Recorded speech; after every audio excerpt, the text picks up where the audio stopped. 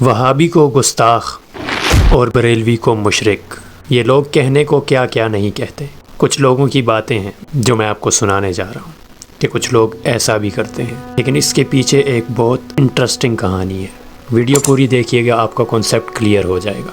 تو چلیں شروع کرتے ہیں۔ آج کل کی مسجدیں وہ مسجدیں نہیں رہی، یہ برانڈ بن چکی ہیں۔ بازار کی ایک نکر پہ بریلوی برانڈ کی مسجد تھی۔ اس مسجد کی پیشانی پر جامعہ مسجد غوثیہ رضویہ حنفی بریلوی لکھا ہوا تھا۔ بازار کے بیچوں بیچ چوک میں ایک اہل حدیثوں کی مسجد، بڑی اور عالیشان مسجد تھی، جس کے ساتھ ایک مدرسہ بھی تھا۔ مسجد کے مرکزی دروازے پر گولائی کی شکل میں ایک لوہے کا بنا ہوا بورڈ لگا تھا، جس پر جامعہ مسجد و مدرسہ انوار التوحید اہل حدیث تحریر تھا۔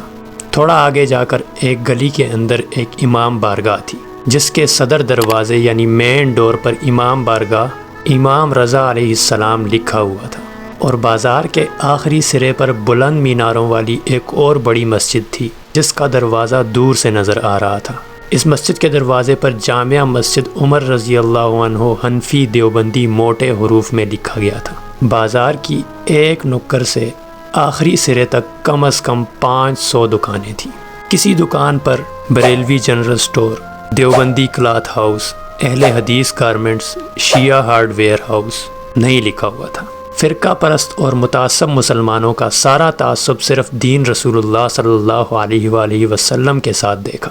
اپنے کاروباروں کو کسی نے فرقہ پرستی کی غلاظت سے آلودہ نہیں کر رکھا تھا، جبکہ مسجدوں اور مدرسوں سے فرقہ واریت کی گندگی دور سے نظر آ رہی تھی۔ یہ مسلمان کتنے سمجھدار ہیں نا، یہ اللہ اور اس کے رسول صلی اللہ علیہ وآلہ وسلم کے نام پر ایک نہیں ہو سکتے، لیکن پیسوں کے لیے ایک ہو جاتے ہیں، کاروبار کے لیے ایک ہو جاتے ہیں۔ کبھی کسی فرقہ پرست تاجر سے سنا ہے کہ اس نے مخالف فرقے والے کا آرڈر نہ لیا ہو یا اسے سامان بیچنے سے انکار کیا ہو؟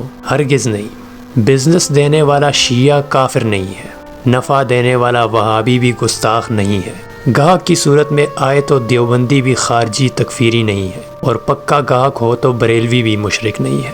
یہ سب تماشے صرف مسجدوں اور مدرسوں میں کرنے کے لیے ہیں۔ جہاں مخالف مسلک کا بندہ نماز پڑھنے آ جائے تو اس کے جانے کے بعد مسجد دھوئی جاتی ہے۔ مسلمانوں، اللہ کو کیا سمجھتے ہو؟